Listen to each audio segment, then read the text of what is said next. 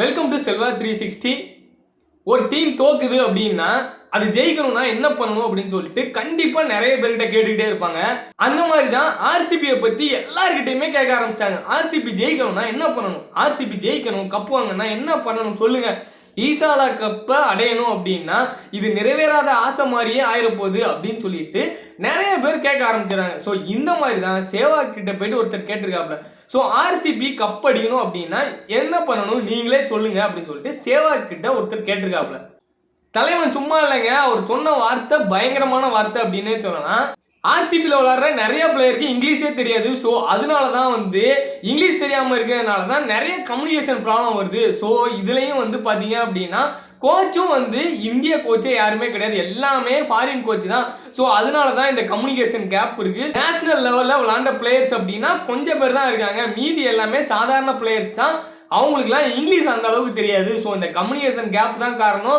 அதனால தான் இந்த கோச்சஸ்லாம் அவங்ககிட்ட கம்யூனிகேஷன் வைக்காம இருக்காங்க. ஸோ இதனால ஒரு இந்தியா கோச்சை போடுங்க, இல்லை அப்படின்னா இந்த பிளேயர்ஸெல்லாம் கலைச்சு போடுங்க அப்படின்னு சொல்லிட்டு சொல்லியிருக்காப்புல.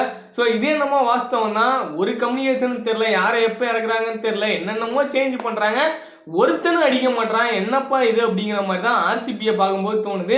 ஆனால் இந்த விராட் கோலியும் டூப்ளசிஸ் மட்டும் போராடிட்டே இருக்காங்க. இப்போ தினேஷ் கார்த்திக்கும் கூடுதலாக ஒருத்தர் ஆட் ஆகிருக்காரு அப்படின்னு தான் சொல்லணும். ஸோ இவங்க பவுலர்ஸ் ரொம்ப மோசமாக போடுறாங்க. அதுலேயும் சிராஜா இருக்கட்டும், அந்த டாப்லி, பெரிய டாப்லின் பேர் மட்டும்தான் டாப்பு, மீதி எல்லாமே ரன் அதிகமாக கொடுக்குறதையும் அவர் தான் டாப்பில் இருக்காப்புல. பெர்குசைனை சேஞ்ச் பண்ணி பார்க்குறாங்க, யாரை சேஞ்ச் பண்ணாலும் வேலைக்கே ஆகலை அப்படிங்கிற மாதிரி தான் தோணுச்சு. So Manoj Tiwari, so India டீமில் விளாண்ட மனோஜ் திவாரி கூட ஒரு வார்த்தை சொல்லியிருக்காப்புல, ஆர்சிபி கப் அடிக்கணும்னா ஒன்னே ஒன்று தான் நீங்கள் பண்ணணும் அப்படின்ட்டு இருக்காப்புல. ஒன்று பண்ணணும்னு சொல்லிட்டு தலைவன் சொன்ன வார்த்தை வேற மாதிரி இருக்கு. என்ன அப்படின்னா அந்த ஒட்டுமொத்த டீமே கலைச்சு போட்டுருங்க, அப்போதான் ஆர்சிபி கப் அடிக்கும், இல்லைன்னா வாய்ப்பே கிடையாது அப்படின்ட்டாப்புல. அது என்னமோ உண்மைதான். அடுத்த வருஷம் ஃபுல்லாகவே கலைச்சு போட்டு ஆள் எடுக்க போகிறாங்க. ஸோ அதில் வேணா கலைச்சு போட்டு எடுக்கலாமே.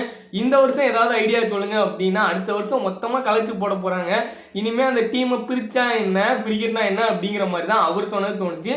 ஸோ இதெல்லாம் தாண்டி அந்த டீமோட கோச் ஒன்று சொல்லியிருக்காரு, ஆண்டி ஃப்ளவர். அவர் என்ன சொல்லியிருக்காரு அப்படின்னா, எங்கள் பசங்க இனிமேல் நல்லா விளையாடுவாங்க, இனிமேல் எல்லாமே எங்களுக்கு செமிஃபைனல் மாதிரி தான், சும்மா பக்காவாக விளாண்டு மரண மாதம் நாங்கள் ஜெயிக்க போகிறோம், அப்படி தான் கம்பேக் கொடுக்க போகிறோம்னு சொல்லியிருக்காப்புல. வார்த்தைலாம் நல்லா தான் இருக்குது, செயலும் அதே மாதிரி தான் நல்லா இருக்கும் அப்படிங்கிற மாதிரி தோணுச்சு.